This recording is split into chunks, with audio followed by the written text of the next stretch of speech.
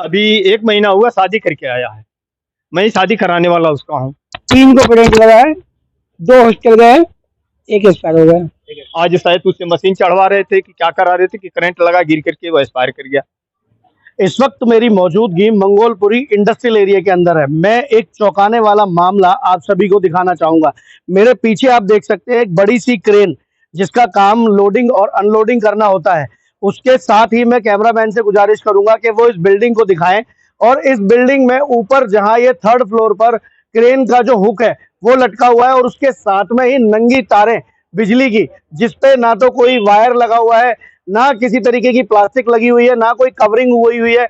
और उसके साथ ही ये बड़ा सा एक ट्रांसफार्मर भी यहाँ रखा हुआ है। अब चौंकाने वाली बात क्या है? चौंकाने वाली बात ये है कि यहाँ पे ये जो फैक्ट्री है BA 83, उसमें एक युवक अपनी करंट लगने की वजह से जान गंवा देता है।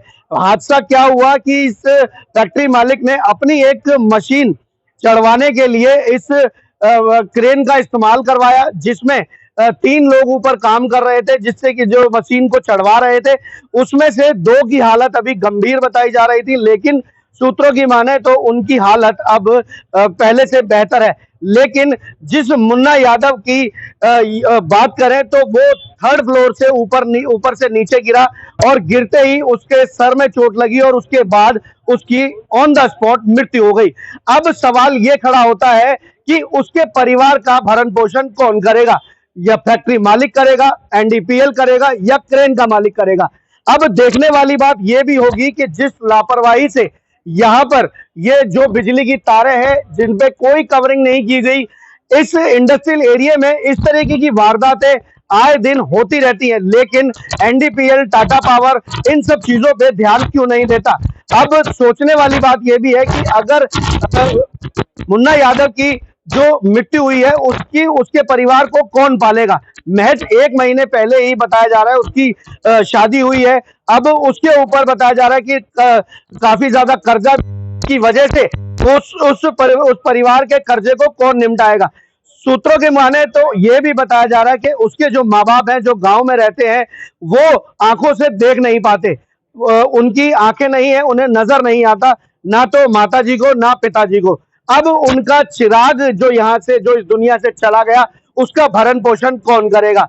क्या उसका भरण पोषण फैक्ट्री मालिक करेगा, या उसका जिम्मेदार NDPL होगा, या उसका जिम्मेदार ये क्रेन मालिक होगा जिसने सुविधा ना देखते हुए किसी भी चीज की लापरवाही करते हुए एक बच्चे की जान यहां से चली गई।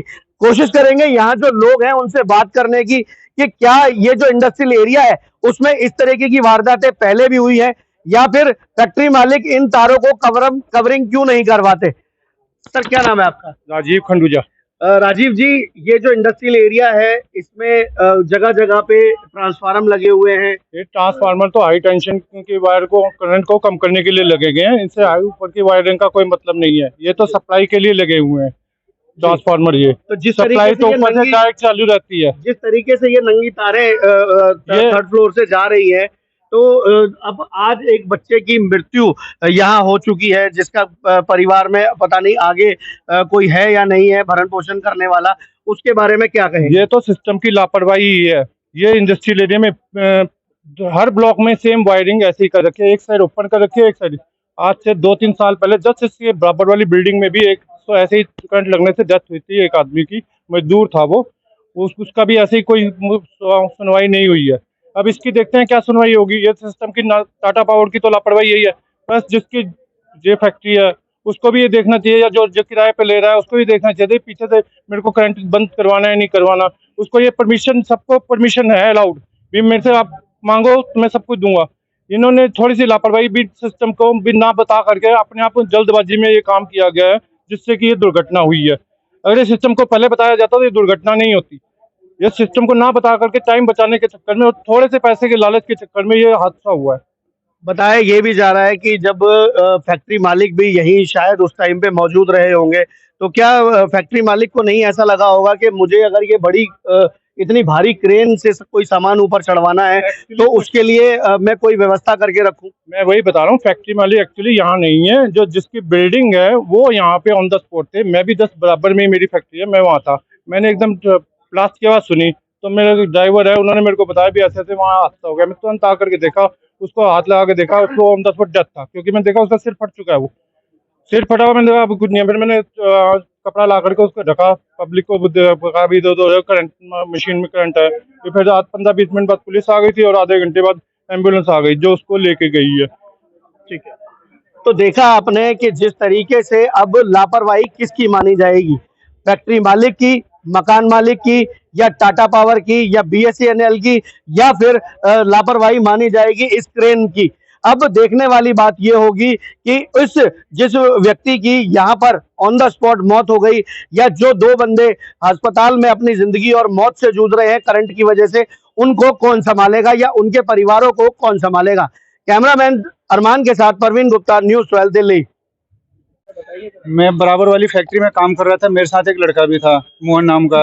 हम दोनों काम कर रहे थे तो अचानक से जैसे ट्रांसफार्मर उड़ता है तो आवाज़ आई पटाखा की तरह। तो हम बाहर आके देखे तो लेफ्ट में देखा तो मुझे लगा दूसरा ट्रांसफार्मर उड़ा, पर इधर से लड़के भाग रहे थे। ये क्रेन वाला भागा इधर से और फैक्ट्री वाले भी बाहर निकले, तो इधर आए तब देखा तो ये गिरा हुआ था नीचे। ये पड़ोसियों से पता चला कि ये करंट लगा तो ऊपर से सीधे नीचे आ गया और दो ऊपर बेहोश पड़े थे। क्या समय रहा होगा उस समय? करीब 3:30 बजे के आसपास, 3:30 बजे के 3:45 बजे मैंने 3:46 पे पुलिस को 112 पे कॉल किया था। आपने? मैंने ही कॉल किया था 112 पे। बाकी जो दो लोगों की हालत का पता कैसी है? हाँ, अभी एक लड़का मेरा साथ के गया हुआ है दोस्त, उसने बोला कि अभी होश में आ गया। एक जो बेहोश था वो होश आ गया उसको, खतरे से बाहर है। अभी दो हैं, अभी दो ठीक है। अभी एक की मृत्यु हो गई। उंगली में कट गई। ये जो गए ये एक्सपायर हुए, ये मुन्ना यादव हैं। सिवान जिला के, बिहार के। क्या करते थे यहाँ पे काम करते थे, कोई मजदूरी है क्या? कुछ मजदूरी करते थे। किस चीज की फैक्ट्री है ये वैसे? अब ये तो नहीं पता किस चीज़ की फैक्ट्री है। बता रहे हैं प्लास्टिक की जो क्रेन है, ये क्रेन वाले लोग कहाँ पर हैं? ये तो भाग गया, ये तो क्रेन वाले ट्रेन वाले भाग गए ये तो।